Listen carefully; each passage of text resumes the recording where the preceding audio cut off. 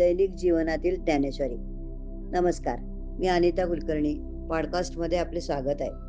आपण ऐकत आहात आजच्या आधुनिक जगात ज्ञानेश्वरीचे महत्त्व ही मालिका, जिथे आपण 700 वर्षापूर्वी लिहिलेल्या ज्ञानेश्वरीतील तत्वज्ञान आजच्या जीवनात कसं जिवंत होतं हे शोधत आहोत. आजच्या भागाचं शीर्षक आहे दैनिक जीवनातील ज्ञानेश्वरी.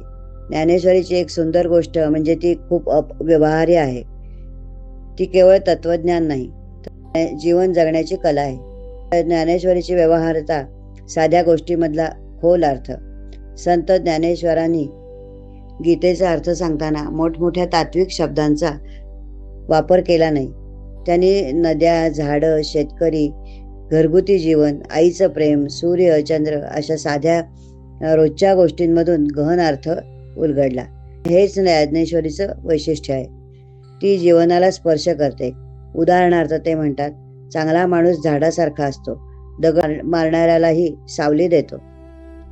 या एका वाक्यात संपूर्ण मानव धर्म सामावलेला आहे. आजच्या जगात जिथे प्रतिक्रिया, राग आणि अहंकार पटकन उफाळतात, तिथे ही ओवी आपल्याला शांतपणे आठवण करून देते. चांगुलपणा म्हणजे प्रतिसाद नव्हे, तर स्वभाव. ज्ञानेश्वरीतील सर्वात सुंदर कथांपैकी एक म्हणजे रेडा वेद म्हणतो ही कथा. कथेचा अर्थ असा, एक रेडा वेद म्हणतो म्हणजेच तो पवित्र ज्ञान बोलते. लोक आश्चर्यचकित होतात, पण ज्ञानेश्वर महाराज म्हणतात, ज्ञान आणि ईश्वरत्व प्रत्येक जीवात आहे. फरक फक्त आपण पाहतो की नाही इतकाच. ही कथा मुलांना 3 मोठे धडे शिकवते. नम्रता, कोणालाही कमी लेखू नये. करुणा, प्रत्येक जीवात दिव्यता आहे. आदर, ज्ञान कुठूनही मिळू शकतं. आजच्या मुलांसाठी जे अनेकदा स्पर्धा, तुलना आणि परफॉर्मन्सच्या दडपणात अडकतात, ही कथा एक सुंदर श्वासासारखी आहे. मुलांवर कथांचा प्रभाव, मूल्य प्रेमाने रुजवणं. मुलांना उपदेश आवडत नाही, पण कथा त्यांच्या मनात थेट उतरतात. ज्ञानेश्वरीतील कथा मुलांना विचार करायला लावतात, त्यांच्या भावनांना दिशा देतात, त्यांना नम्रता आणि करुणा शिकवतात. सर्वात महत्त्वाचं, त्यांना स्वतःशी जोडतात. आजच्या डिजिटल जगात जिथे मुलं सतत माहितीच्या माऱ्यात असतात, तिथे अशा कथा त्यांना ग्राउंड करतात. त्या सांगतात, तू चांगला होऊ शकतोस, तुझ्यात दिव्यता आहे, तू इतरांना मदत करू शकतोस. हे संदेश मुलांच्या मनावर खोलवर जातात. ज्ञानेश्वरी उपदेश करत नाही, ती मनात अमूल्य रुजवते. ज्ञानेश्वरीची शैली अत्यंत अनोखी आहे. ती कधीही कठोरपणे सांगत नाही, हे कर, ते करू नकोस. ती उपदेश करत नाही, ती हळूच मनात मूल्य रुजवते.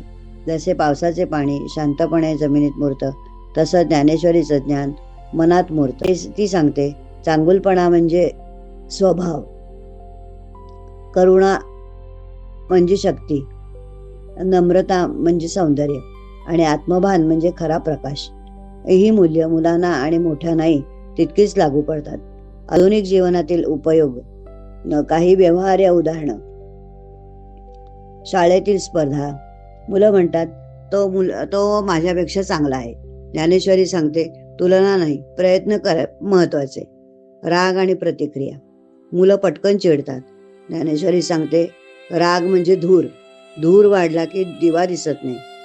मित्रांशी वागणूक, कधी भांडण, कधी गैरसमज. ज्ञानेश्वरी सांगते, झाडासारखे व्हा, सावली द्या, जरी कोणी दगड मारला तरी सुद्धा. आत्मविश्वास. मुलं कधी म्हणतात, मी नाही करू शकत. ज्ञानेश्वरी सांगते, तुझ्यातच दिव्य शक्ती आहे. पालकांसाठी छोटा मार्गदर्शक.